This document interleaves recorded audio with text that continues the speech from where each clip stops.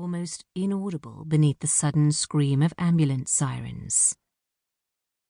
They'd been on approach for a few minutes, she realized. She just hadn't heard them until they were there, on top of them. Someone shouted, "Get that car out of the way!" Paramedics arrived as unexpectedly as the ambulance, pushing Megan from Elizabeth. She caught the curb under one foot and slipped to a knee as the paramedics brushed Simon Darr aside too. Megan lifted her voice, repeating, "That's her husband. That's her husband!" until one of the paramedics registered it. They started handling Simon more gently. A distraught young woman with bushels of corkscrew blonde curls offered Megan a hand up. She took it, nodding her thanks, and finally heard what someone had been demanding. Get the car out of the way. They meant her car. Well, her company's car. Megan drove limousines and town cars for Leprechaun Limos, who catered mostly to tourists like the Darrs, and to Irish teens who thought the Leprechaun logo limos were gas for their debs, a term that loosely translated to funny for prom. She pushed her way back through the crowd toward the town car, which somebody was in because she'd left the door open. Megan jerked her thumb at the kid. "Out! It's mine. I'll move it." The kid sullenly mumbled, "Says who?" but crawled out in a mess of high heels, short skirts, and heavy eyebrows, unwilling to argue with the crisp black and white driving uniform that indicated Megan belonged with the car. A couple of other opportunistic youths looked disappointed, but they'd have had a hard time stealing the vehicle anyway, given the congregation mashed into the Suffolk Street pedestrian area. Megan edged the car into a quasi-legal parking space around the corner, where the ambulance would be able to pass it easily, and hoofed it back the 40 or 50 feet to Elizabeth Darr. The crowd had thinned in the 2 minutes it took her to move the car, though there were still plenty of onlookers. Mostly young white Irish, watching disaster with the same impunity white Americans did.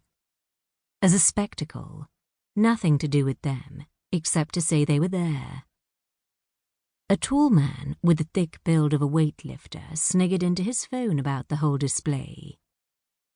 Garda appeared, clad in shades of blue, several of them wearing high-vis safety jackets over their uniforms.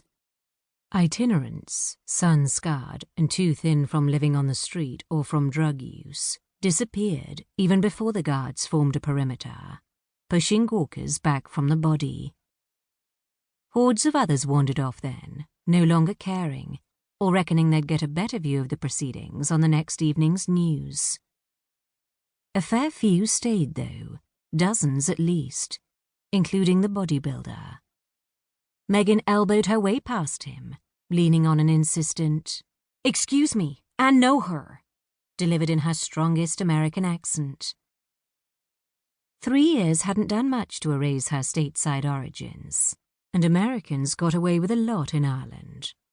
She didn't like using it to her advantage most of the time, but these were extraordinary circumstances.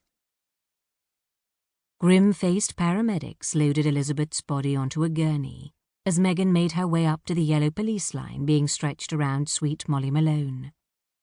A tall, slimly built detective Garda, with the pink-gold undertones to his pale skin that so many redheads had, and pale blue eyes, had taken Simon Darr a few feet away from his wife to ask him questions, although Simon didn't appear to be in any condition to answer them.